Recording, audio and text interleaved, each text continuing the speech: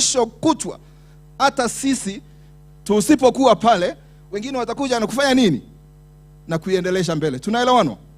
Na kwa hivyo jambo la trust likaonekana pia lina accommodate hilo jambo. Then ease of registration. Hautaki kitu ambacho utaenda kwa registration kikupatie shinda zaidi. Yaani iwe kwamba mtaishi kwenye ofisi za serikali kufanya registration. Nenda leta hiki, rudi leta kile, rudini mfanye hili. Ikaonekana trust kama ni jambo rahisi sana kufanyia nini? Registration. Then we can also have tax exemptions. Kwa sababu unajua hili ni jambo ambalo mashirika ya kijamii sana, tax exemption. Yaani kwamba unaweza kufika kule kwa KRA, unaambiwa kwamba kwa sababu wewe unatumikia jamii usilipe tax kwa jambo hili na lile na lile. So a trust is eligible for tax exemptions, na hilo pia likawa ni jambo ambalo linatuvutia sana kwa muundo wa trust. Now, let's look at the actual structure. The actual structure is this one. Look at it. I think I have alluded to a lot of this. Pale juu at the apex, hii trust tunatarajia itakuwa na kitu kinaitwa General Assembly. Na General Assembly ninajua inajulikana na kila mmoja wetu hapa. Si ndio hivyo? Kuna function moja ya General Assembly inaitwa Annual General Meeting, ambayo ndio ile function ambayo inafanyisha General Assembly kazi. Wengi wenu wamehudhuria AGMs, na kwa hivyo tunafikiria hili shirika litakuwa na General Assembly. Chini ikiandamana na hiyo General Assembly itakuwa na kitu kinaitwa Board of Trustees, ambao hawa watachaguliwa haswa na General Assembly. It will be like the action arm of the General Assembly, the Board of Trustees. So the General Assembly sits down and says, we select so and so and so and so and so and so to be our action arm. Yani, Board of Trustees ndio mkono haswa wa utendakazi ya nini? Ya General Assembly. Tunaelewana? Chini yake kuna kamati ambayo tunaita Advisory Committee. Advisory Committee, kama Board of Trustees ni mkono wa kazi wa General Assembly, Advisory Committee sasa mkono wake wa kazi ni Secretariat. So hii haswa Advisory Committee itafanya kazi kama jinsi ambavyo board inafanya kazi. Mnajua zile board, wengi wenu wanatoka NGOs, hata CBOs na board. Board ya CBO inafanya kazi siku baada ya siku ikiambatana na nini? Secretariat, si ndio hivyo? Kwa sababu hapa kwa Secretariat kuna CEO nini anaripoti kwa hii. Na kwa hivyo huo ndio muundo haswa ambao tunafikiria. But then let me go a little bit on every stage. I was trying to give you an overview, but then let's go every stage. We've talked about General Assembly. It will serve as a representative body. Now, some of you I know may be asking yourselves, sasa hii LDO sisi tutaingilia wapi? Sasa hapa ndio mnaingilia. You see, you are right at the top, isn't it? So, representation ya mashirika yote ya Nakuru County ambao ni nyinyi. Sasa representation yenu itakuwa hapa at the General Assembly. So it will be a what? Number one, a representative body, isn't it? Of the LDO, and should reflect the community it serves. Yani, General Assembly iwezi kuwa ni ya watu tu wa Nakuru East ama Nakuru West. Nakuru pia tuna ile tunaita face of Kenya, isn't it? Makabila yote nchi ya Kenya. Na kwa hivyo ndivyo tunaweza kusema ni vigezo vya General Assembly. Its composition will be all member organizations drawn from the ward, sub-county, county level in Nakuru. All members will meet annually through the annual general meeting. I think that we already said. I want us to see how it's connecting. Nilisema General Assembly wana mkono wa utendakazi, si ndio huo? Board of Trustees. Because then General Assembly, you see, meets once every year. In terms of implementing its actions, then now the Board of Trustees comes up. When you come now to the Board of Trustees, we are saying this, it's for ease of decision-making process. When the AGM meets once in a year, delegates its mandates to the Board of Trustees. So the AGM will nominate, and the number proposed here is 12 representatives. Mashirika yote ya Nakuru yamekuja pamoja, yametengeneza General Assembly. Kwa hiyo General Assembly wamechagua watu 12 ambao kila wanatoka kwenye kila nini? Sub-county. Nakuru si mnajua kuna sub-county 11. So then kuna additional mmoja juu yake. And these local organization representatives will be nominated based on a set of criteria to be vetted by the technical committee comprising of the interim steering committee to initiative and county government representatives. Yani hawa wanachaguliwa, yani majina yanakuwa proposed, lakini pia yanakuwa vetted again. Unajua kuna kitu ambacho tunataka kuanzisha hapa, kitu kinaitwa nini? Accountability. Kwa sababu wakati tulizunguka kwenu, I think one of the big questions that came up, and I think we kept discussing about it, you kept asking, how will this thing be accountable? And we beginning something that tomorrow tutakuwa tunaionea kwa view sasa. Unaona hivyo? Unaanza kitu ambacho unaionea kwa nini? Yani haujui hii kitu iliponyoka kwenye mkono wako namna gani. Tunaelewana? We want you to begin something that will be connected you in perpetuity. And so then there will be the nomination of the names, but then those names will have to go through some vetting. Why do they have to go through some vetting? Let's look at this criteria so that then you understand this.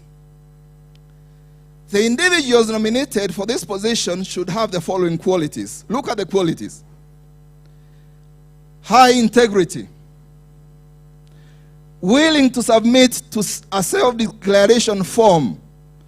Unajua ile form ya kudeclare maneno yako ya wealth, isn't it? Yeah. Ndio mtu asiingie kwa LDO mara moja, miezi 6 down the line, tunamuona amebadilika sura, amebadilika rangi, hata jinsi ya kutembea amebadilika. Mwingine anaingia huko hata akija kunisa, ati wewe ulikuwa unaitwa nani? Ulikuwa unaitwa Kinoti. Yani hata amenisahau. Tunaelewana? So we need to have that. Holds a leadership or management role in the organization through which they are nominated. Hakuna mtu ambaye ataweza kuingia kwa hiyo kamati kama kweli kule mashinani hana shirika. Na kwa hilo shirika yeye sio nini? Sio kiongozi. Tunaelewana? They must be leaders. They must have an organization and they must be leaders in that organization. Attend a minimum of secondary level education. You know education is very critical, isn't it? Because then we are formulating an Nakuru thing. We want, you know, when we begin competing with the resources with Machakos and Makueni and everybody else, we want people who will really represent us, isn't it? And so you want somebody at least who has the basic education, and we are thinking secondary education is fine and okay. If you people feel it's not okay, please raise that. Demonstrated contribution to community development in Nakuru. Yani yeye amehusika kwenye maendeleo ya Nakuru namna gani? Kwa sababu anaweza kuwa na jina kubwa lakini hajawahi kufanya nini? Maendeleo kwake hatuyaoni. So they must have demonstrated community development. Yeye amehusika kwenye maendeleo ya jamii kwa njia gani? We continue with the criteria. Have an established professional network with local organization, development partners, county government and or private sector. Yani professional ya huyu mtu ni gani? Kuna jambo ambalo huwa anatenda na anaegemea upande gani. Knowledge of an interest in advancing vision and mission of the local LDO, yani ni mtu ambaye anaweza kuchangia katika maono ya hii LDO. Ability to listen, analyze things clearly, creatively, and work well with people individually or in a group. This, I think, will be shown clearly if they are leaders in their own groups down at the community level, then they can lead. Have no conflict of interest with the NDO, especially affiliation with leadership or management of a political party. Individual political interest, e.g. vying for overt support towards an individual or a party. Ni kwa nini tunakataa watu ambao wako kwenye siasa? There is a reason, isn't it? Mimi nikiingia kwa hapa na ni wa mlengo wa chama fulani, and you know out there tulikuwa tunakanyangana na wewe wa mlengo wa chama fulani, you think you listen to me? It's very, very difficult for you to listen to me. So then, because then Kenyan politics, you know them, they tend to be very emotive. So basically we are saying, if you are really in politics, then you may not fit in this. Actually, you won't fit in this. So basically, we would want to shield this a lot. Ndio isisemekane sasa ile chama, huyu daktari ameingia hapo na tunamjua sasa anataka kiti ya 2022. So anataka kukanyanga hiyo tu aruke kuwa senator ama governor ama MP or whoever it is. We want to shield this thing out of that. As a board, the constitution of these trustees should ensure constituency. The individuals will be nominated to represent sub-county. Nafikiri hilo tulisema, si ndio hivyo? Tunataka hao watu waonekane haswa wametoka kule mashinani na wamekuja hivyo kama jinsi ambavyo nyinyi mlikuja. Gender, at least we must respect the two-thirds gender rule, isn't it? Special interest groups, persons with disability, ethnic minorities. Yani, tunataka kitu ambacho ni very inclusive. Youth representative. You know, we are huge percentage of us are youths below 35 years, isn't it? Expertise. Watu ambao wanachaguliwa pale lazima awe ni mtu mwenye taaluma fulani, si ndio hivyo? Finance, corporate governance, resource mobilization, sheria, democracy, civil society. Yani taaluma yako ni gani? Because then as I said, this is our face. This is the face of Nakuru LDO. We want to present the most beautiful face. Something that when it goes out there can equally and competitively compete with any other county, and then we can win. So then, kazi yao ni gani? Nitaimention kwa haraka kwa sababu nafikiri nimesema hayo. They create a vision and mission of the organization.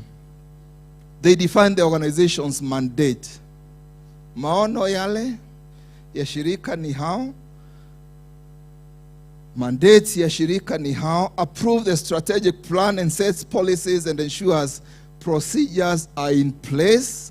They define the organization's structure, and they also receive annual or even biannual financial statements. Hawa ndio wanakadiria fedha jinsi ambavyo zimetumika, wanapokea zile report.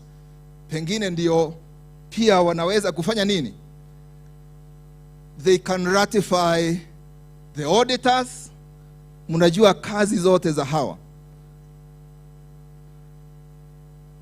Below the board of trustees now, I want to come now to the things that we are always used to, the advisory committee. The advisory committee, as I said, is more or less what we know about boards now. The committee's primary role is that of a helper or advisor to the secretariat. Tunaona vile ambavyo nilikuwa nasema kwamba advisory committee sasa inasaidiana na nini? Na secretariat kwa running of of this thing on a day-to-day basis. Members of the advisory committee will not belong to any organization that is a member of the trust. Let me now explain this. Na nitarudi hapa juu. Tumesema General Assembly ndio ina-elect nani? Board of Trustees. Tunaelewanwa? Lakini sasa advisory committee hii lazima inakuwa ni independently selected. Independently selected kwa nini? Hatutue kuna member, organization member. Kama mimi natoka shirika linaitwa Farming Systems Kenya. Haiwezi kuwa chairman wa Farming Systems Kenya sasa ndiye atakuja awe kwa advisory committee tena. Sasa hiyo itakuwa kuna kitu kinaitwa nini? Conflict of interest. Kwa nini? Kwa sababu LDO tunaiunda na tunatarajia kwamba itaweza kufanya resource mobilization. Mashirika kama lako na langu watafanya nini? Watafanya proposal, si ndio hivyo? Sasa kama basi ile advisory committee tena shirika langu lina mtu kule, unaona hapo si kuna conflict of interest. So then to avoid the conflict of interest, then we are saying members of the advisory committee will not belong to any organization that is a member of the trust. So kama shirika ni member of the trust, then haliwezi kutoa mtu kuingia kwa hii advisory committee. Unakumbuka ile nilikuwa nasema ni 3 tier. Tunaelewanwa? Ndio hii tier inachunga hii. Hii tier inachunga hii nyingine. So wanachungana wote. Committee members are recruited for 3 main reasons. They are trusted as advisors by the Board of Trustees. They have professional skills and they represent sectors served by the constituents of the LDO, isn't it? Ni lazima wajue ni kazi gani ambayo mashirika yanafanya.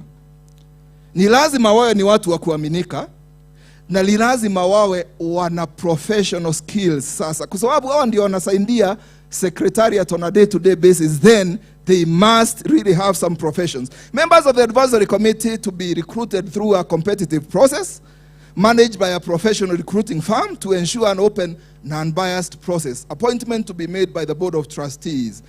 Sasa hizi ni kama ni kazi za kuadvertise kabisa. You know this is a culture in Kenya today, isn't it?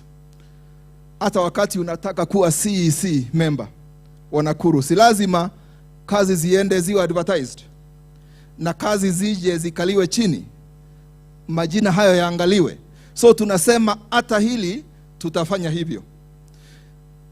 Advertisement, recruitment by a professional entity, so that then now after all the recruitment is done, then the Board of Trustees does what? The appointment. Recommended membership is 5 to 9 members. Unajua hiyo ndio namba ya board members, isn't it?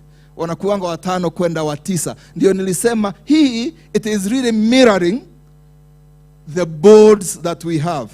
5 to 9 members. And term of service 3 years. Miaka 3 pengine. Please note, as I said, these are suggestions, isn't it? You can make an amendment here, you can tell us something better here and there. Kindly keep noting all these things down. So then they are stewards of the strategic plan. They set policies. Unajua kila shirika lazima lina policies, isn't it? They review quarterly and financial statements and reports and budgets. Sasa unaona hawa wameanza kuingilia budgets. So they are really involved in the day-to-day running. It's like the normal board that we know. They form finance committee and they may form other committees of this now board, or rather the advisory committee that we are talking about. So then we are there. Tumeongea juu ya General Assembly. Tukasema juu ya Board of Trustees. We've talked about the advisory committee. And now we are coming to the secretariat, which is obvious now. Because I know many of us here are secretariats to the organizations that we are in. These are the operations arm of the trust, isn't it? They are the people who will operate the trust on a day-to-day basis. Examples of the people here are who? The CEO, isn't it?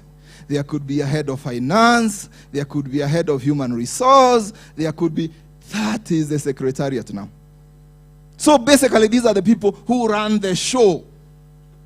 Management and coordination of the trust affairs, implementation of board resolutions, review of grant applications. Sisi tukiandika grants inafikia hawa kwanza. Tunaelewana? Before then, the advisory committee makes the final decisions. Grant management, nikipata grant shirika langu, hawa ndio watu wanakuja kunitembelea. Kuona kama kweli zile fedha nimezitumia vizuri, nimezitumia kulingana, all this sort of thing.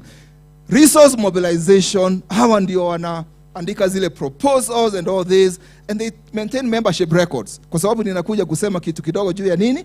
Membership. Because we are proposing also something to do with membership. How do people actually join in this? Because we would want a response from you on that also. How do you want your organizations to be members of this? Gosh. I see that slide is not there, but then I can mention it because now I'm finishing. Mungependa mashirika yenu ya members kwa hili shirika namna gani? And there are various suggestions. A suggestion could be annual subscriptions, ndio hivyo. Kwamba mnasema kwa mwaka mashirika yale yanafaa kuwa, yani kuna kuwa na the inception registration. Shirika lile linataka kuwa member wa Nakuru LDO, whatever name we'll give it. You give this amount of money probably to register, but then you have an annual subscription of this much. So wale members ambao wako registered pengine ndio wanaweza kufanya 1, 2, 3, 4, 5 things. Wale members wako registered na wame maintain their what? Their subscription, they can do 1, 2, 3, 4 things. How do you want this membership to look like? How do you want the membership to look like? How do you want people to join this LDO? Because we need to hear suggestions around that. And so, basically, that is my presentation. I'm done. I want to welcome Agnes back to come over and take us now through the general discussion. We want to discuss this. We want to get deeper into this and get to understand it more. Thank you. Thank you very much. Thank you very much, Dr. Kinoti, for that very, very informative presentation. Another round of applause for Daktari. Asante sana, asante sana. I think you have internalized. Mmeshika sasa kabisa Alijaribu sana kwa Kiswahili. Wengine tunajaribu kuchanganya alafu tuna slip back into English. So asante sana. I think now what we are going to do is we are going to into our different clusters. Tunasitiza hapa, kila mwenye anakuja hapa anasisitiza kwamba huu mkutano ni wetu sisi wote. So kwa sasa tutaenda kwa the different clusters, zile ambazo mko kwa the clusters in which you are. Kama ni Nakuru East, Nakuru West, tutaenda kwa hizo clusters. And then after that, very briefly, how many minutes, Philip? We'll do the clusters.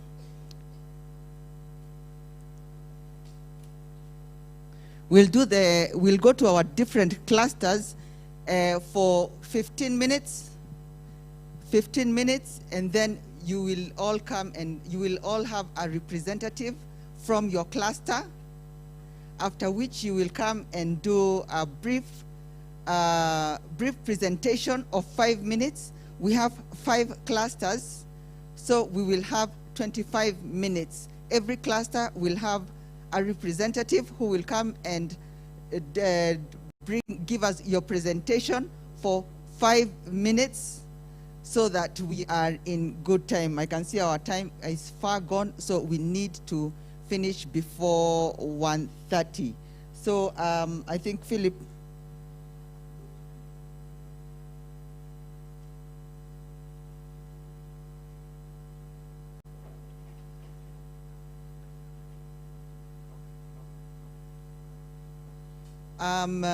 Yeah, thank you for that. As we organize how you're going to go into your different clusters, I think it would be in order for us to have feedback at this point, even before you go to your clusters, we can have feedback from one or two of you from the presentations that we have had so far. So, yes, Irene? Oh, you're calling me? Okay.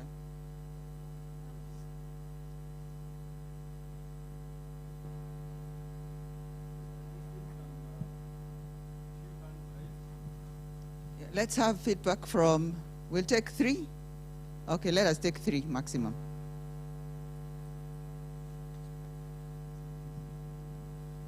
Okay, who is ready? I've seen some hands raised. I see Cornelius. Who else? I just need to see 3 so that I can see Mzee here, a lady and a youth maybe. So I've seen somebody. So those are 3. I'll start with Cornelius.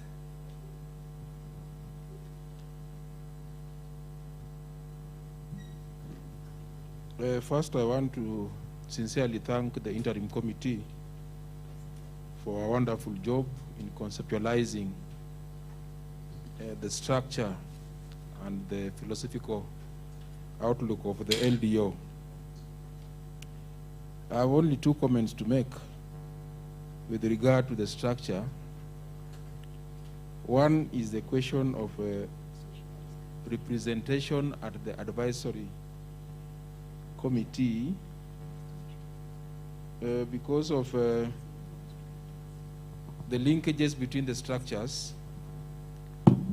Is there a possibility or is there a provision for representation of the Board of Trustees in the advisory committee for just to ensure some level of connectivity?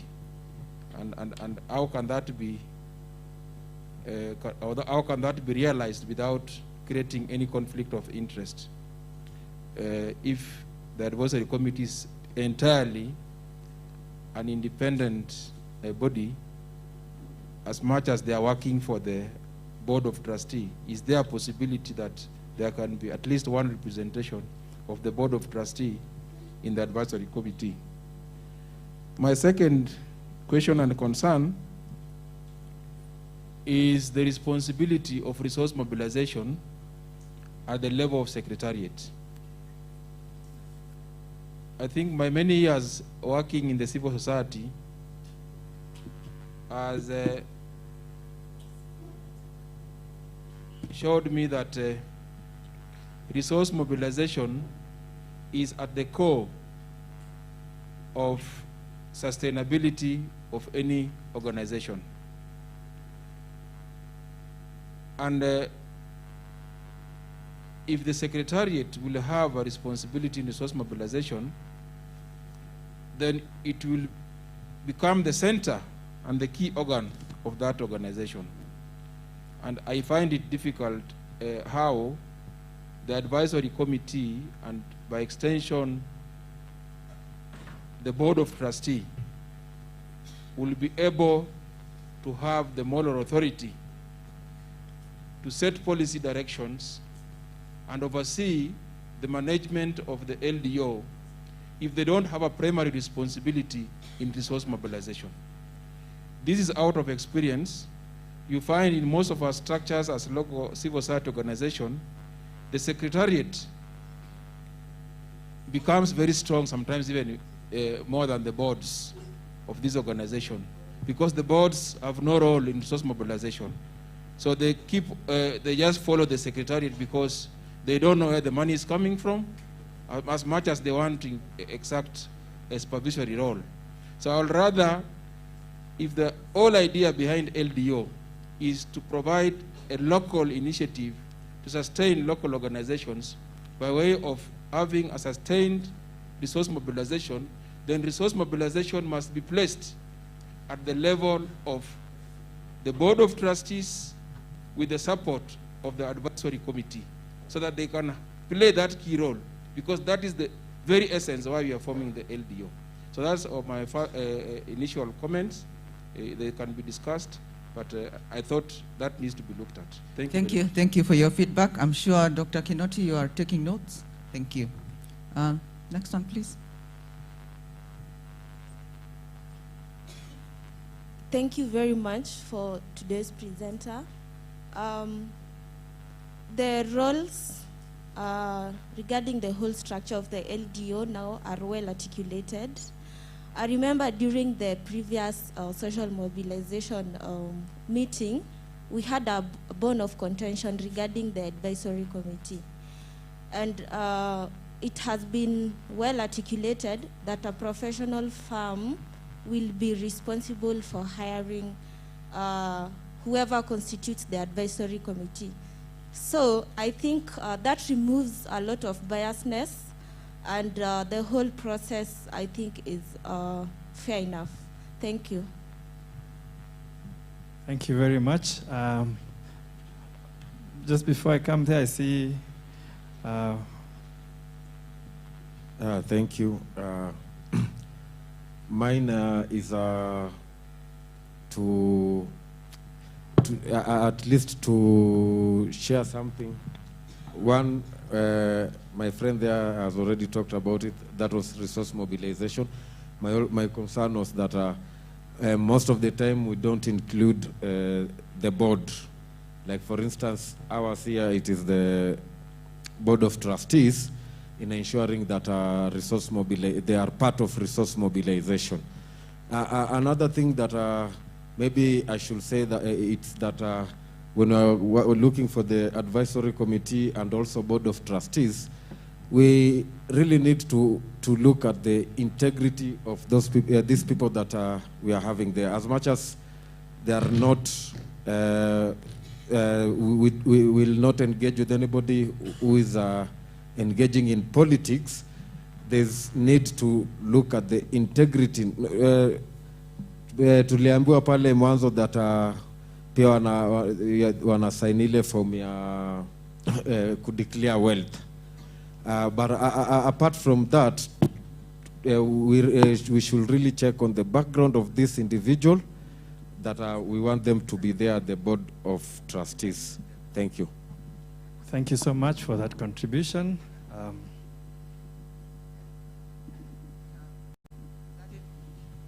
Oh, one more? Okay, thank you. Thank you very much, the convener of this meeting. I want to really congratulate the Countering Committee for what they have done. This is something that we have been really longing for, and where we are heading to,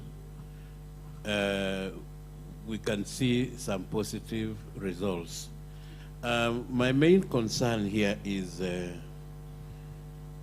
the Board of Trustees and the Advisory Committee members.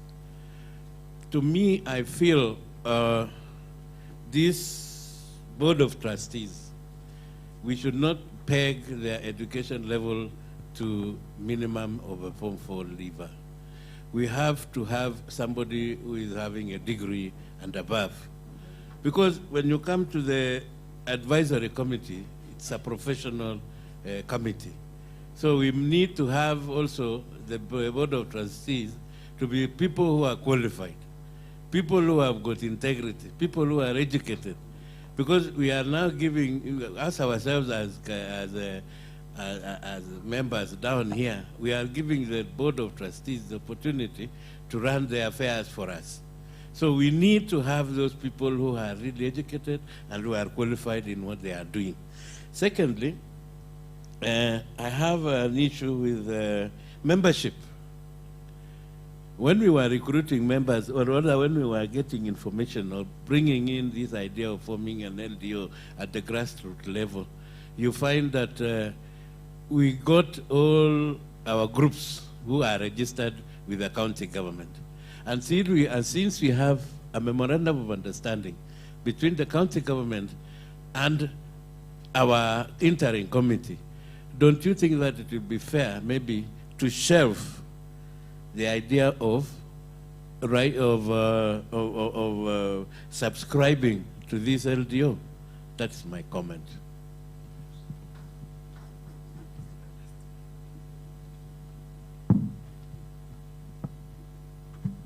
Thank you so much. Mine is a question. You've talked about the structure. Now, I am wondering, are you open to any programs or you have specific interest? Because you have, yes, the structure, it's community-led. What about your areas of interest? Thank you. I think Dr. can respond to this. Thank you. I think I'll respond. I don't know whether, because I see my brother Fred right at the corner there, whether after I finish he can also add something. Maybe you can just ensure he has a mic, just in case he would want to add something small after I say this. Thank you, members. I think, you know, you feel nice when you talk and the questions are good, isn't it? Haya maswali yameenda shule, you know? I think Madam Irene and Madam Tume, we have a very, very advanced group here. These questions are really, really questions. Now, quickly, representation of the advisory committee by a member of the trustees. Thanks, my brother Cornelius. It's envisaged that that would happen. What is not clear as at now is how, because I know you also mentioned it and asked the question of how, because then we would love that the advisory committee is as independent as possible, but then also we wouldn't want them to be alone. We would want them to be a committee that knows, you know, they are under somebody. They report to somebody. So, yes, I think what I actually didn't do is I didn't go to all the discussions, because then in one of the webinars, that was a major discussion. And actually the suggestion that is there is that somebody from the Board of Trustees really needs to sit at the advisory committee. But then probably they need to sit there with some caveats. I think these are some of the notes that we are taking from the meeting here. Then how do they actually sit there? So thank you so much for that. Resource mobilization, it's also another tricky thing. And Bonadwal, the things you raised are very, very credible. Because then if it's the secretariat who is doing full resource mobilization, then they run the show. But then, as you know, boards and advisory committees are not on a day-to-day sitting in organizations, isn't it?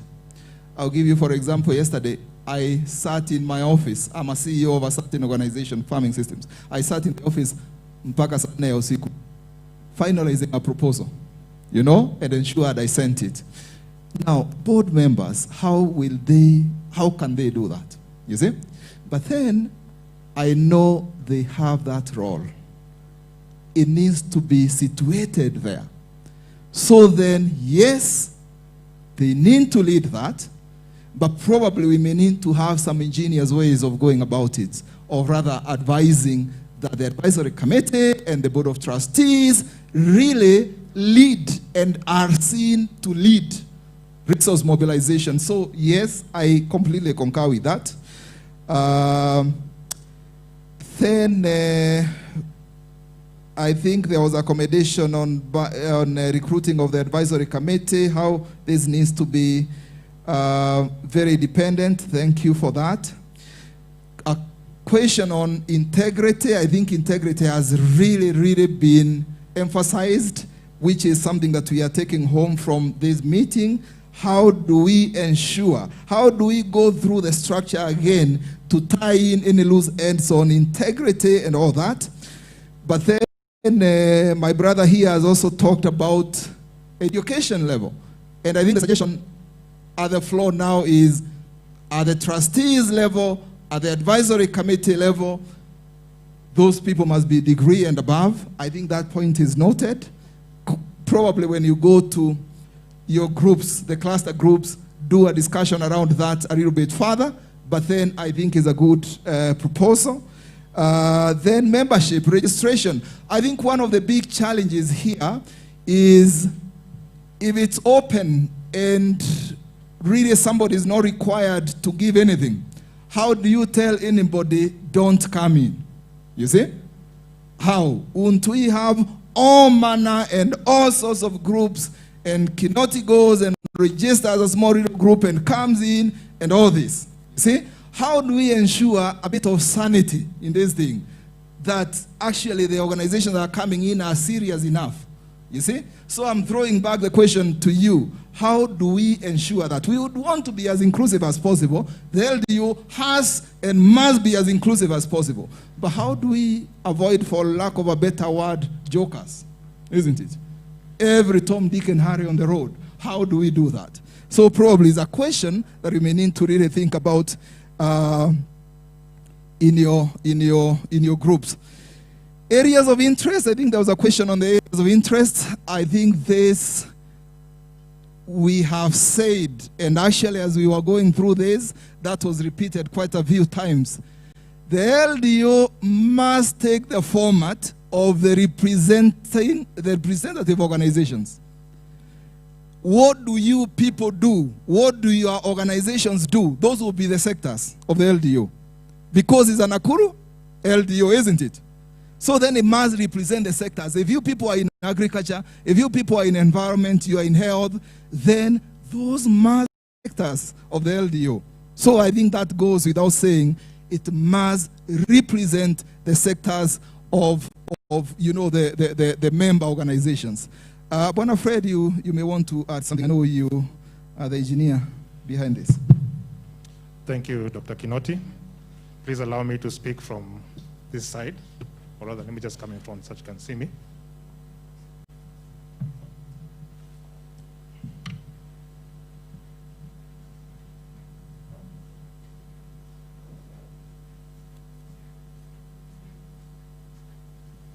Thank you once again.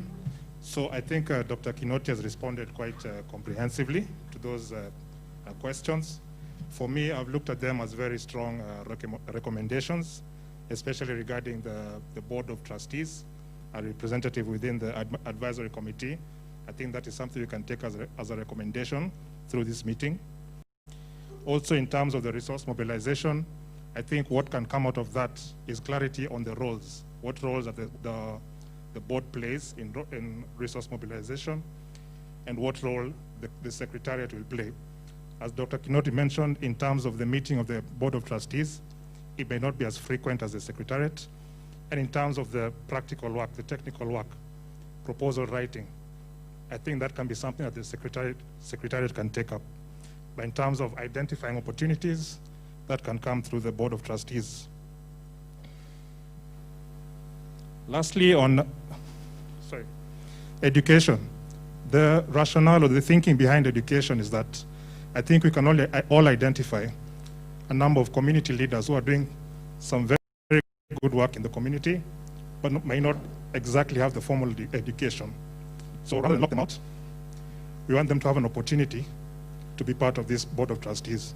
But again, we'll take that as a recommendation. And finally, on the subscription, it's all about commitment. How do you ensure commitment from the organizations joining the LDO?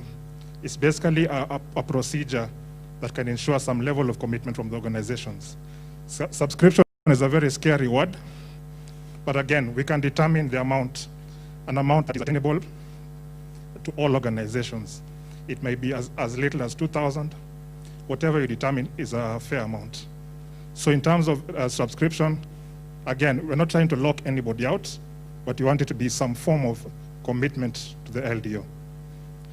So I think I'll leave it at that. And again, just thank you. We'll take those as very strong recommendations. Thank you so much, Fred, for that good response. Now we're going to do our cluster, just small session, really not a big session, because we want to now go to a stage that we are now validating.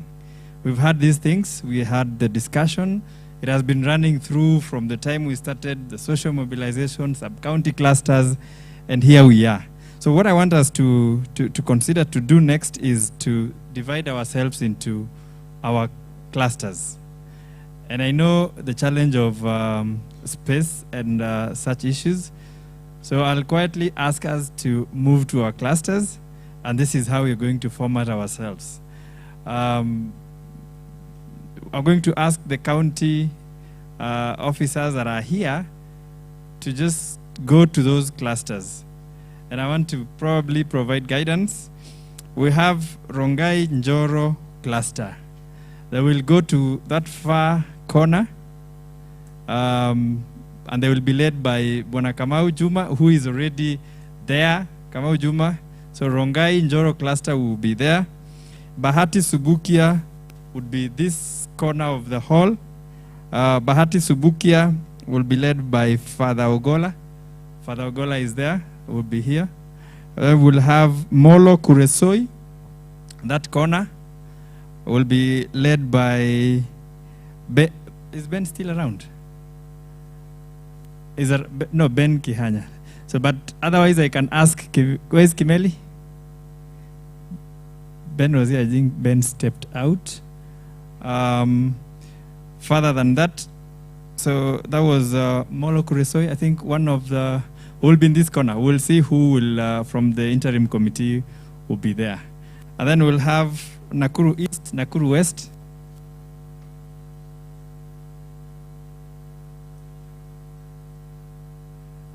So we're already done with Njoro, Rongai, Bahati Subukia, Molo Kuresoi. Then we'll have Naivasha and Gilgil will step out. There is some enough space there. Naivasha, Gilgil, Peter Waweru. Where is Peter? Yes, Peter Waweru is here, is a member of the steering committee, will lead that cluster team. Nakuru East, Nakuru West will also go outside, so that we have 3 groups here and 2 groups outside. And Nakuru East, Nakuru West, Mary Nderitu will be helping us there. Then Rongai, so I want somebody from the trade department from the county. Somebody was from trade? Yes, so somebody from trade, you'll join Rongai and Njoro. Somebody from agriculture, Daktari? Alikuwa nani? From agriculture, yes, so agriculture will join Molo Kuresoi cluster. Nakuru East, Nakuru West, youth and ICT, probably you join Nakuru East, Nakuru West. And then tourism, or trade and tourism. So environment, yes, environment, join that cluster. Is there any other? Naivasha, somebody from social service, culture, social service. Yes, maybe one can join Naivasha, another one can join Rongai. Then health. Do we have somebody from health? Yes, health can also join Naivasha Gilgil. So if any other officer, we probably can guide and see. So what exactly do we want you to go and do? We want you to just go and discuss. Just briefly, we have 5 or at most 5-10 minutes. Just agree whether we are going to move forward. In short, you're validating what we are discussing here and saying, yes, we want to register, we want to go ahead with this LDO formation. That is the first key. So then the second, just give us 2 or 3 key issues or key concerns or key recommendations that you want us to consider as we progress. So that should take you probably about between 10 minutes thereabout. So in total, including movement, within 15 minutes, we should be back here. Appoint one person who will just present those 2 key issues. Then I think we will be done. So thank you very much. Anyone that is not clear? So we have Njoro, Rongai, Bahati Subukia, Molo Kuresoi, Nakuru East, West, and Rongai, and Naivasha Gilgil. So we'll take that very quickly. So I want to expect within 20 minutes, we will be done with this session. Then probably our meeting will be coming towards the end. So thank you very much for your participation so far.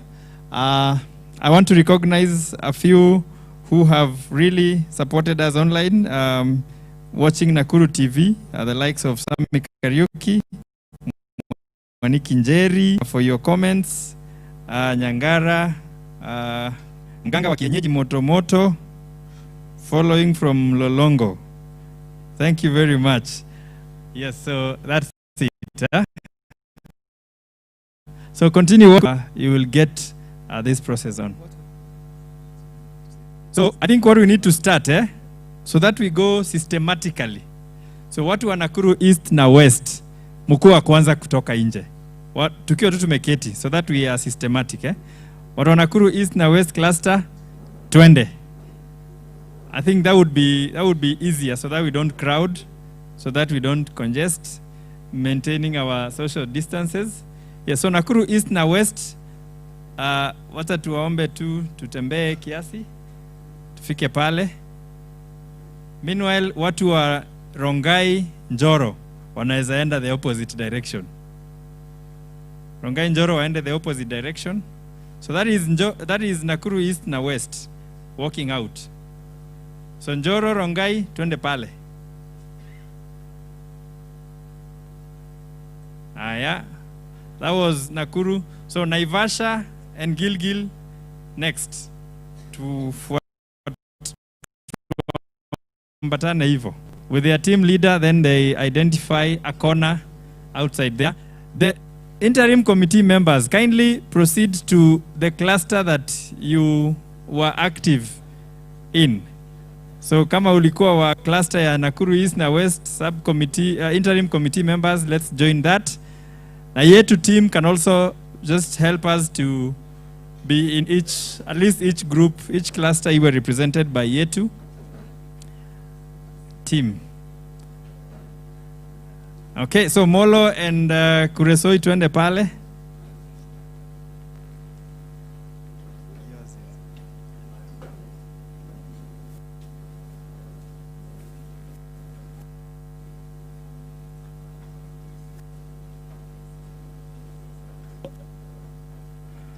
So I think everyone now has their position.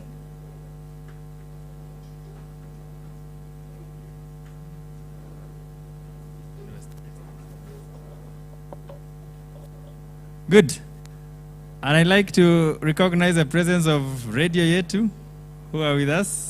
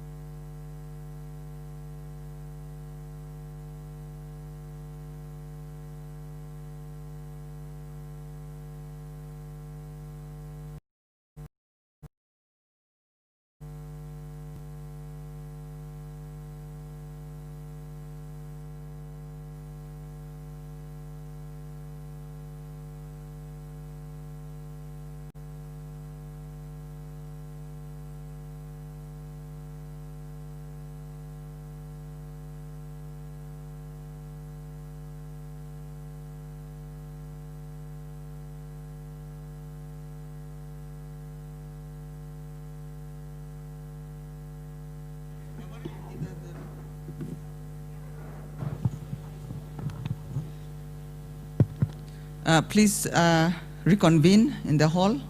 Kindly, all groups, start reconvening in the hall. Thank you.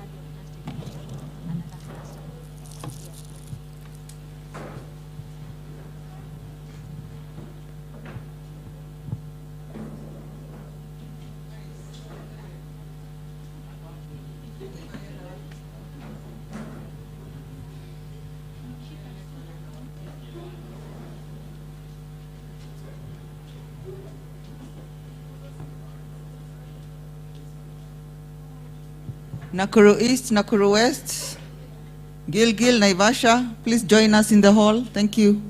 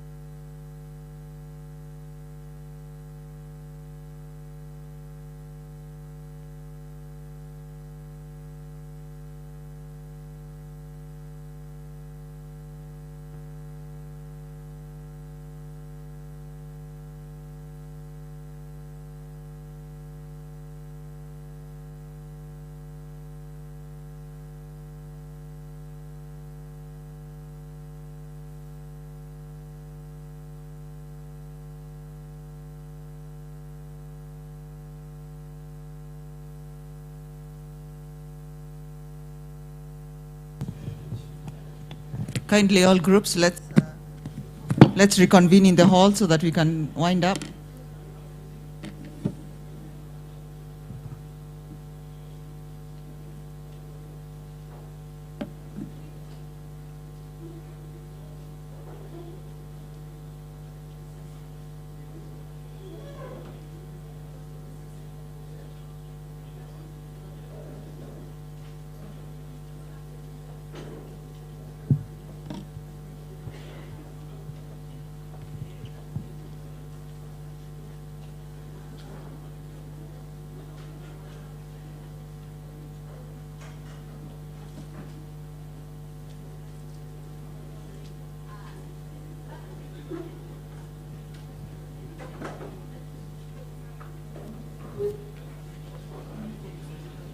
Here you are.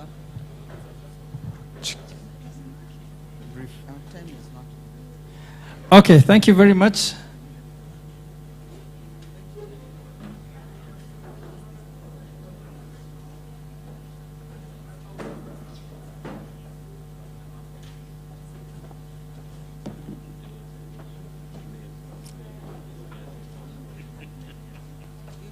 Say first because they were here.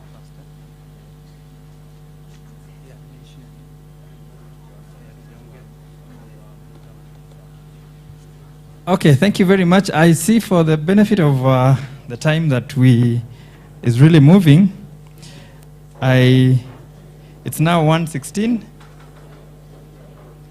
It's now 1:16. I want to call everyone into order. Can we all be in order?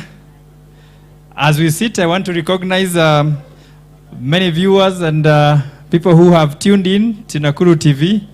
Would you imagine that we have viewers from far and wide, outside even the boundaries of our county, who are members of this county, but they are watching what we are doing far away. From the crew, I'm told we are having viewers from far and wide from Dubai. Would you imagine? We have from Doha. We have people watching and viewing from somebody from East Germany. This is somebody from UK, Angola, Tanzania. Shout out to, amesema say hi to watu wa Nakuru, anajiita Baby Sky, all the way from Tanzania. We have from Uganda and many, many others that are here. So we want to thank those that are watching what we are doing. So tulisema ya kwamba hii process is for everyone. I want to appreciate those who are far away. They are watu wa Nakuru, lakini they are following the proceedings all the way from far and wide in the globe. So thank you very much. Now, we want to manage time here. That's one of a rule that we made. I'm going to give people 2 minutes at most. And just come say yes, tumekubali, ama no, with this reason, and then you give those 2 key issues, key concerns, key recommendations that we as a team are going to discuss or go forward with it. And then I know we have one of our artists from Nakuru, she has made a request. Once we're done with this, and I think she has a number just to perform. So I have your request, Shikas, and I will consider that. But first of all, let us get feedback from these clusters. Watu wa Molo, Kuresoi, North and South. Ni wa mbali, lakini walimaliza session yao mapema. Nani ata present kwa niaba yao? Then followed by Njoro and Rongai. So kindly step forward and make your presentation.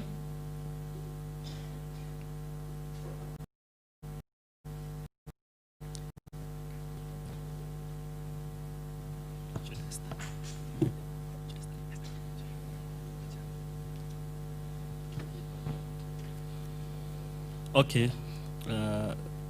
Is it afternoon? Good afternoon. My names are Benjamin Ndwati Kamau.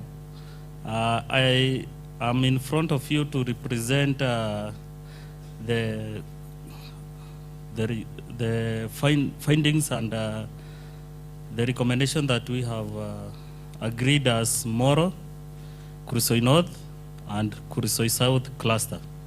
On matters validation, we have accepted for the process to proceed. On recommendations, we have focused on registration fee, whereby you have set a minimum of 200, which will be actually affordable to every member. CBO, and an additional annual subscription fee of at least 5,000, whereby on the side of subscription, we have decided that since these CBOs will be having activities that will be going on, that this will be better for each CBO so that we gauge their commitment.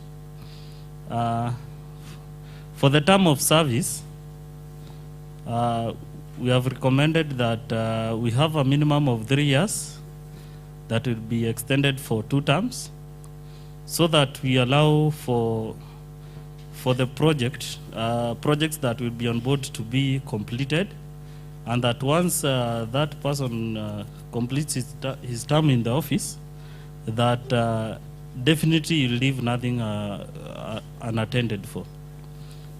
Then we have encouraged the formation of a constitution, and in this constitution, it will it will give the directives as to whether to encourage proposals so that the CBOs may either be accepted for funding or something of to elevate their projects. Then for the government, we should allocate a space for the government, whereby maybe consultancy, who to consult on that matter, or either so that the CBOs joining in should not feel either as in they are being scammed or something of the sort. Then for qualifications, we have agreed with on a consensus that a minimum of Form 4 certificate would be better. Then we have added certificates for tertiary education, let's say the degrees, diplomas, and the certificates as an added advantage.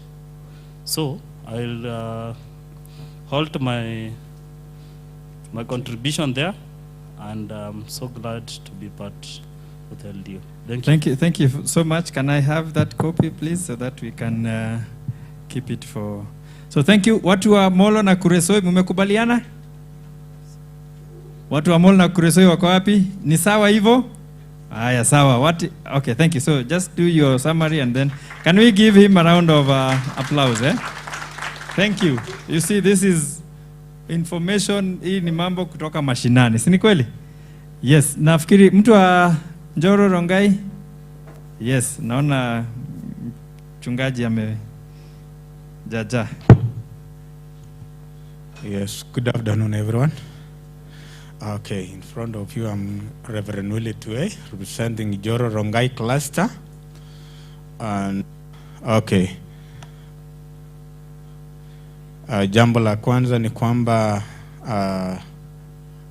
tulikuwa tumeulizwa kama tunakubali, or are we all in agreement.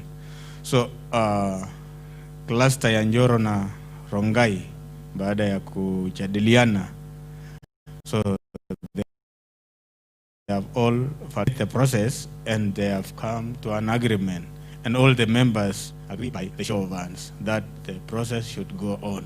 So tumekubali. Lingine ni kwamba pertaining the recommendation ni kwamba the cluster wamekubaliana kwamba uhamasisho wa vikundi ama jamii kutoka pale grassroots iwekwe kipaumbele, ndio ihusishe kila moja na hili kitu iliweze kuendelea na kufaulu.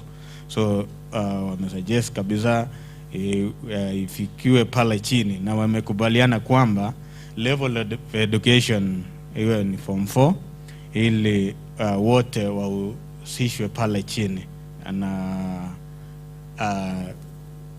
kikundi kitaendelea vizuri. Another thing, the cluster have come with a proposal pertaining the name, and here is the proposal. They have proposed the name to be Nakuru County Development Forum. So that is the proposal from that cluster of Njoro Rongai cluster. When it comes to subscription, the cluster suggested that a minimum of 5,000 is okay annually. So that is their proposal. So those are some of the few things the cluster have touched, the Njoro and Rongai cluster have touched. Thank you very much. Thank you so much. Is that copy? Yeah. So watu wa Njoro Rongai, as many as of the opinion say aye. Aya. Pigeni makofi, mchungaji. Next is Nakuru East, Nakuru West, alafu watafuatiwa na Bahati Subukia.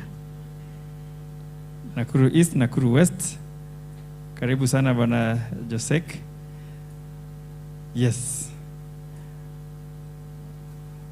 Mambo ni hivi hivi. Karibu bwana Josek.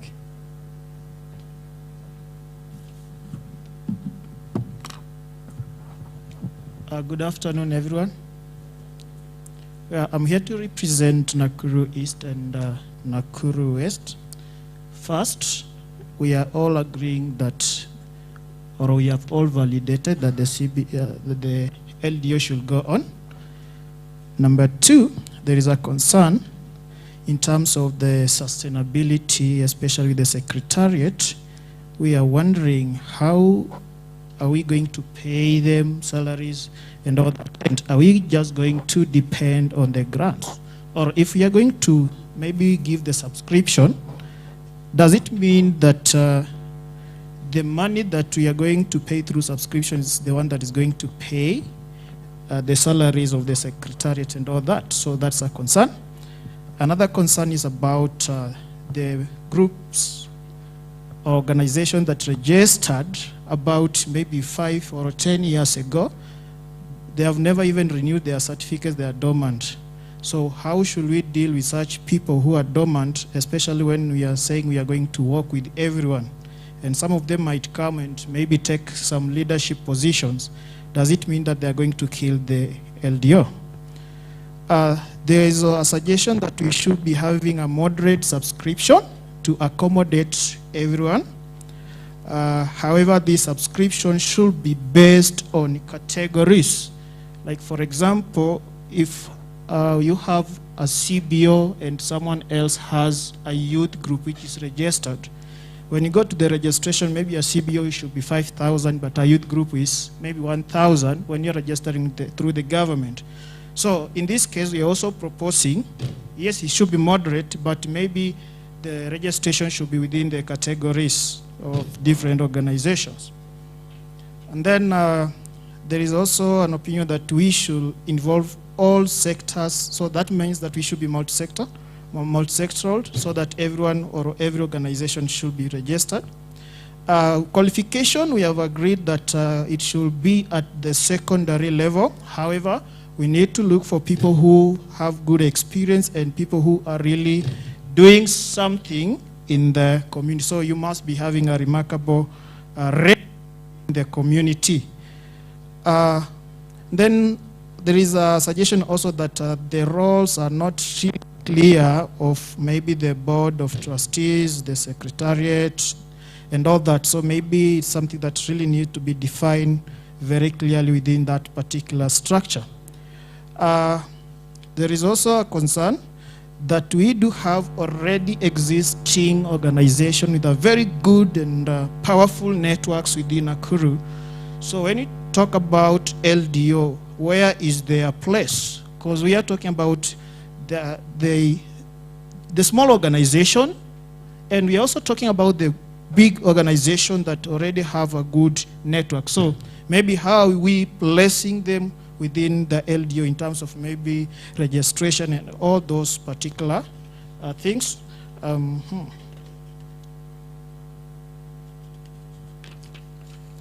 then the last one, there is a strong recommendation here. When we are electing our representatives in the board of directors and all that, let us please consider the 30% rule that involves or accommodates the young people, the youth, women, and people living with their disabilities. Thank you very much.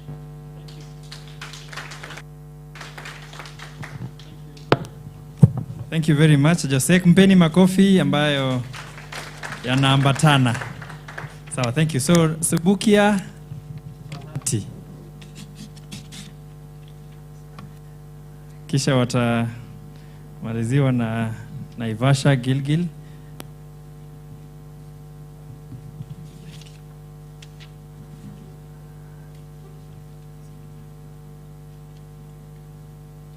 So karibu sana. Yes. My name is Benson from Bahati Subukia cluster.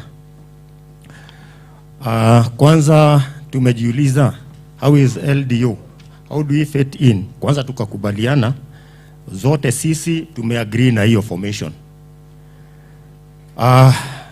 Kwa mambo ya masomo tumeagree education iwe kutoka form 4.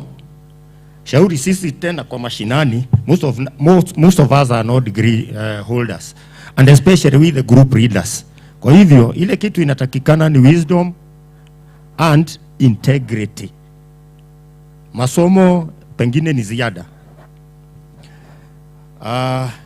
Registration fee ni lazima tuifanye, but once, yani kwa wakati moja tu kama sisi CBOs. How do we look committed in the LDO? Ili kuwa committed kwa LDO ni lazima tuwe tukilipa subscriptions, and that is how you show interest in the LDO. Kwa mambo ya board of trustees tumeonelea members should reflect interest of every sector.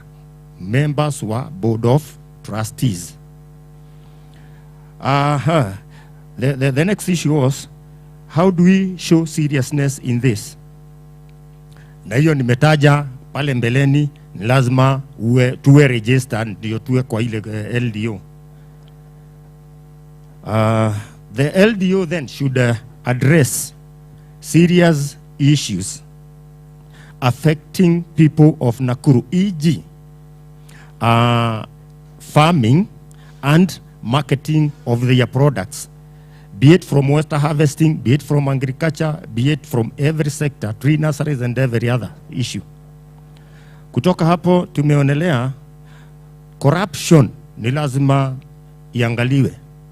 Corruption to be seriously addressed in all levels, and starting with us, people of Bahati and Subukia. Tukawa tuna suggest jina la ELDO. Tukawa tunaonelea kama ingeitwa Nakuru County Corporate Trust ingekuwa mzuri, the name of the LDO. Thank you. Shukran sana, mpigeni makofi. Sasa kama upigi makofi jamani, haujakubaliana naye, tumpigie makofi. Bas, asante. Hayo ni maoni kutoka mashinani. Naivasha Gilgil cluster. Yes, naona kiongozi barubaru kutoka upande wa Gilgil pia ni msanii.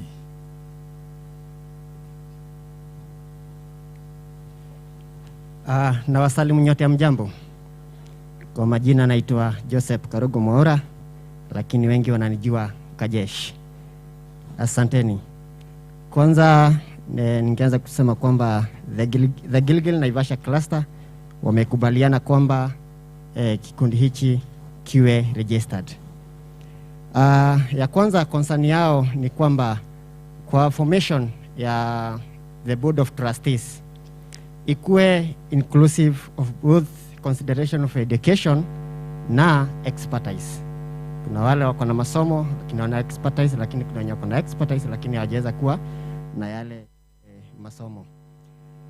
Want to be a member, wamesema kuwe na a subscription fee ya 500 for the pioneers, hawa ni waanzilishi kama wenye tumekaa hapa, na pia 1000 kwa wale wangependa kujoin later. And there should be a time frame for one to be a full member ambayo ni 6 months.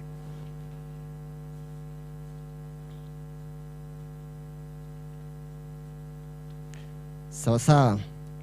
Tumekuwa na suggestion of names ambayo ni Nakuru County Development Trust, NACODET, na kuna Nakuru County Development Trust Fund na Raja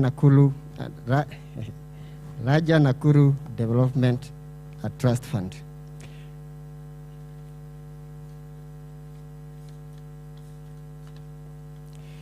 Alafu pia kuna qualification for one to be a member. The group should be from Nakuru County and carrying its activities there. Should be in existence for 6 months. Na iwe inalipa hiyo 1,500 ambaye ni annually. Asanteni sana. Utatuachia hiyo. Basi mpigeni makofi vizuri. Asante sana. So nafikiri tumesikia maoni tofauti na nafikiri kwa pamoja naona ni kama tunakubaliana. Chairman, sikuje mimi nilikuwa naongea. Kuja utuambie kama wameconfirm, wamevalidate na uwabatize basi. Asante sana Bwana Philip. I am extremely excited that today at this hour all of us representing all the corners of our county and various stakeholders, we have today validated the process of registering the Nakuru LDO. So asantini sana for that.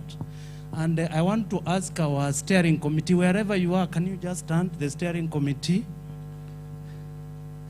Msimame mahali tu huko.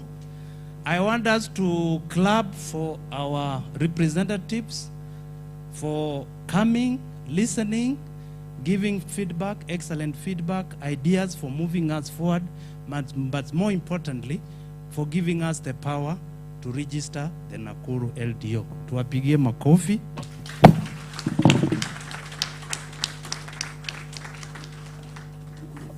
Thank you very much.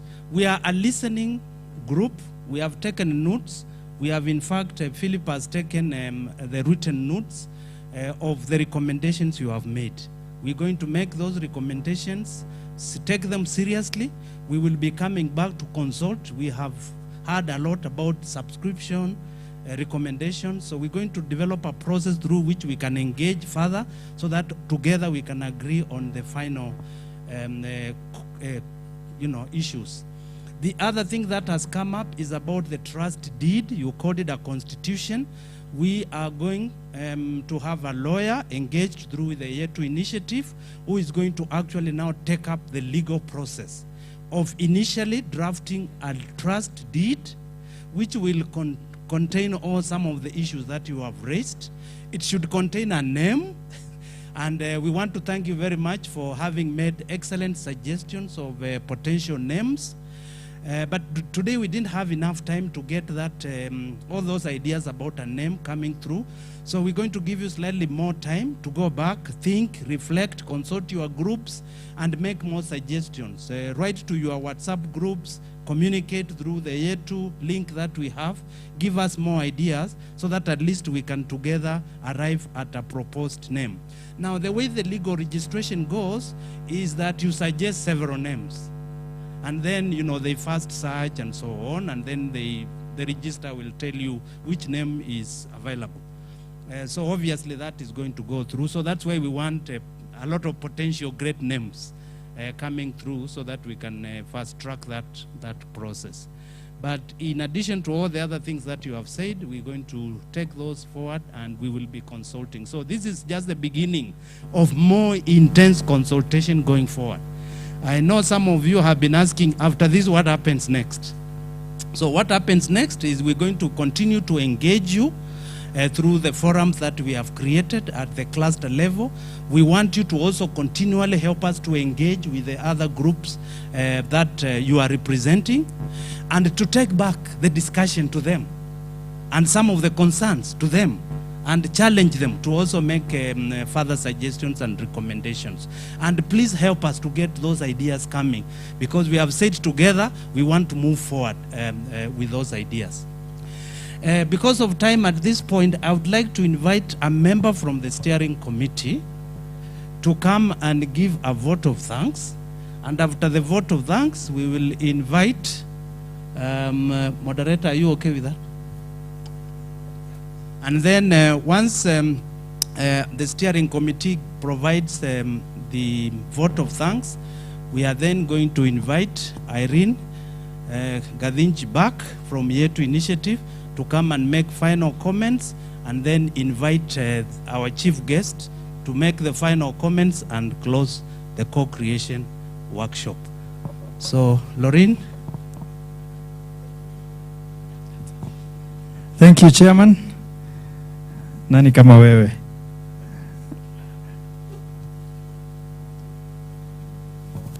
Thank you, Bwana Chair, and our moderators. I take this opportunity to thank all of you for availing yourselves for this meeting. Kama mngekuja, hii mkutano ingefanyika. Kwa hivyo mpokee shukrani zetu za dhati, na ningetaka kuanza kwa kushukuru county yetu ya Nakuru, the representatives from the county. Mpokee shukrani zetu, and we are very grateful because without your support we couldn't be where we are today. So thank you so much for your support. And we also thank our governor for his support in absentia, because he took the initiative of welcoming this yetu initiative to this county, and we are really grateful. Kwa hivyo mpatie shukrani zetu.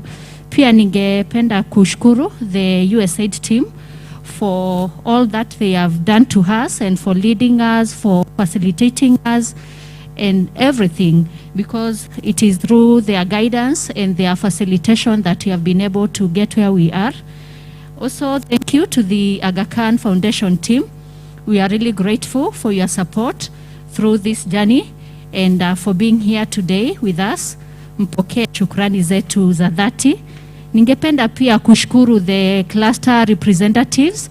Najua wengi wenu wametoka mbali, wengine walikuwa wanatuambia pale kwa registration walianza safari usiku saa 12, saa 11:30. Mpokee shukrani zetu za dhati, na mjue kwamba kujitolea kwenu kwa bure, ili jambo litazaa matunda mema katika kaunti letu. Mpokee shukrani zetu, na pia mrudishe shukrani zetu kwa wale ambao waliwachagua ili muweze kuwa the cluster representatives.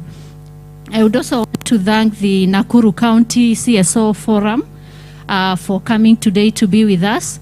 Mpokee pia shukrani zetu, and we welcome you to join us in this initiative so that we can see the success of all that is ahead of us. Thank you, the media team. You have really done a great job, and you have really supported us all through, from when we started at the studios and even here today. So receive our heartfelt gratitude. It is the Nakuru TV and also the Radio Yetu. They have really supported us through this initiative, and I know you are here today with us. Thank you, the Waterback Hotel, for hosting us, and for providing meals and the sitting area and a conducive environment in this COVID-19 era. They have provided a conducive environment for us.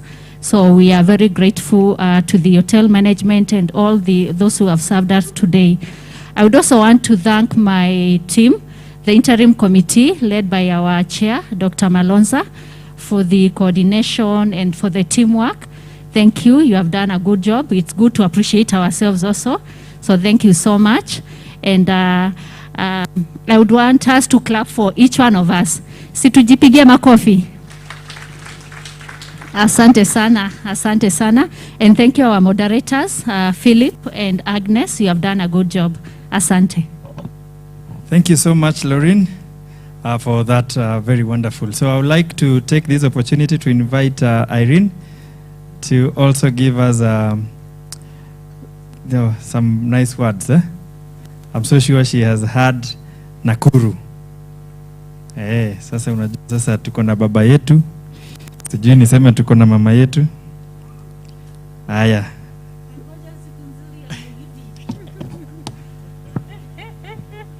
Yes, thank you so much. I'm really happy that we are here at this point.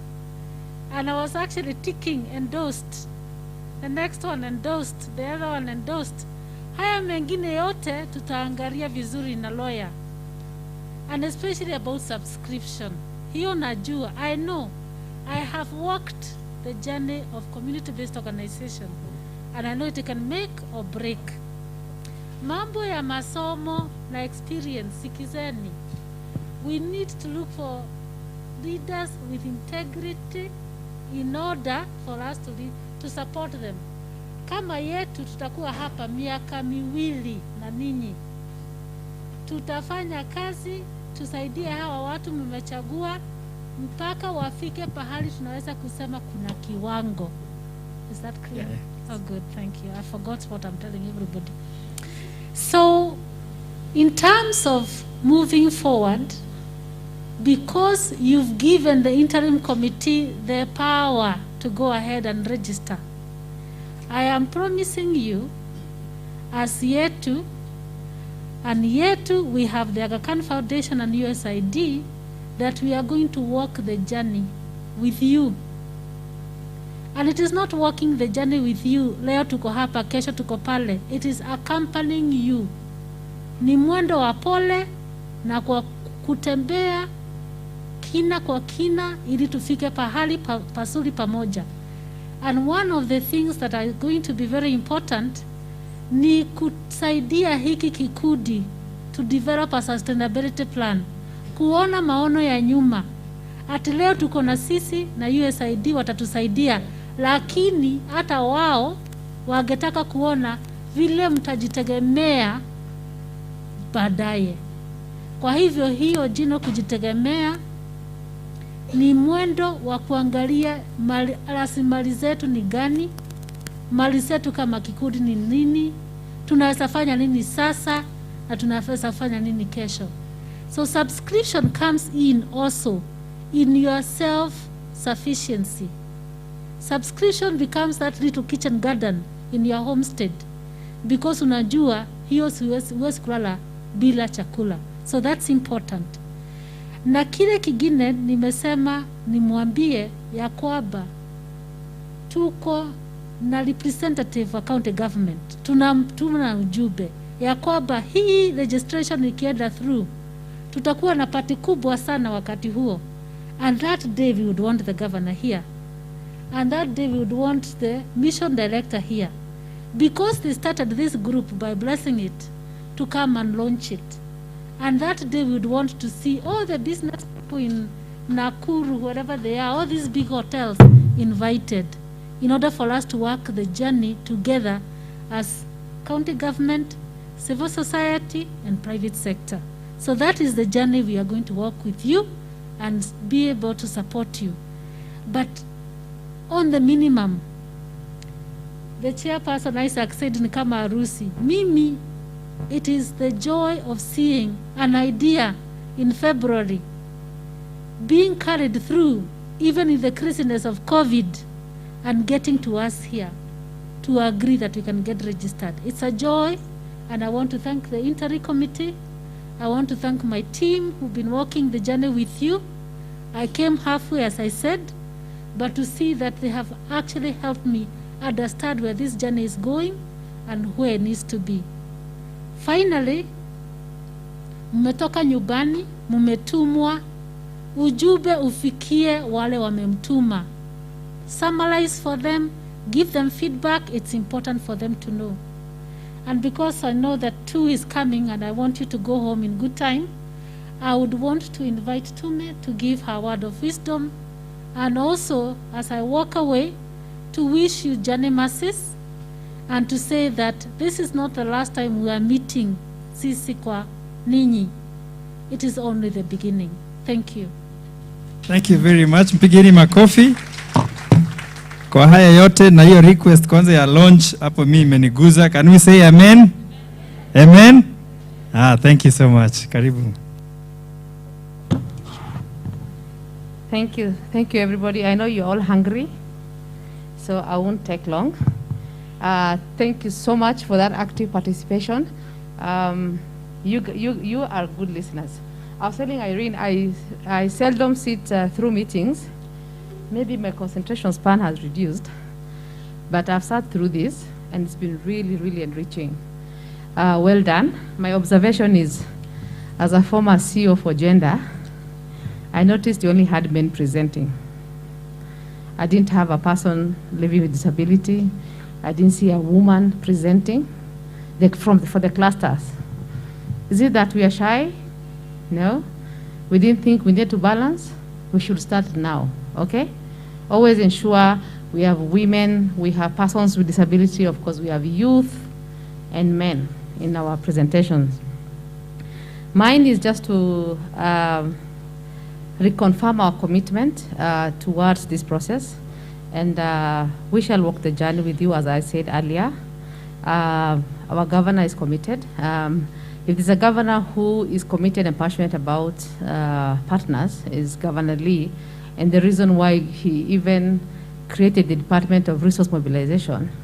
And our department is the first or the contact point for investors and donors. So I daily, on a daily basis, I deal with investors, I deal with donors, I deal with partners, CSOs. So, so it shows, it goes to show how committed our governor is towards this.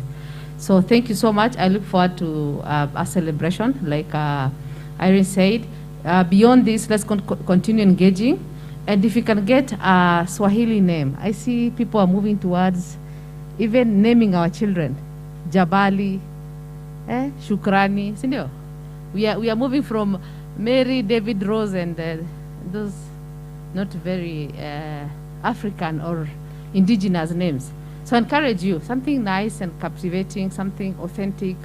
I know we're all creative. Keep giving us feedback. I'd like to appreciate the cluster members.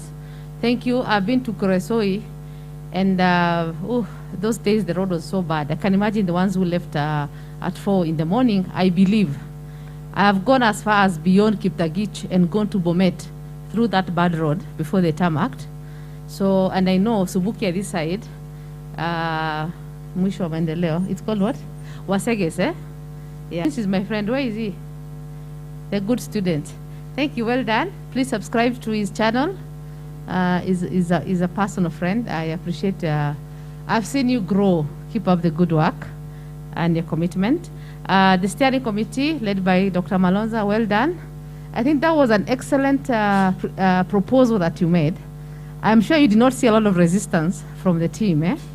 They almost unanimously agreed with your proposal. Irene impresses me. She's such a worker. She keeps time when you have virtual meetings. I sometimes find myself on the road and I forget to, I'm busy collecting from one phone to another, and she'll always call me. She's already logged in. I love her tenacity, her commitment, her passion. She inspires me a lot. I've met her today, but you've saved us on, technology is a bit hard. Sometimes there are some apps you use we don't know how to use, Cisco, Teams, but you've come through them. Can you clap for them? So well done. So all the best to my colleagues, of course. Thank you. I know I harassed them, sorry, through SMSs, emails, WhatsApp. I keep reminding them to come. I truly, truly appreciate all of you. And to your chief officers, I already said thank you and well done. We shall walk the journey together. I loved that you are able to present and guide them. This cannot happen without you guys. This is co-creation. God bless you. Thank you. Thank you so much. Thank you. We are proud as Nakuru. So we have 5 minutes to 2. And this is how I want us to spend the 5 minutes. I want to invite Shikas to come here.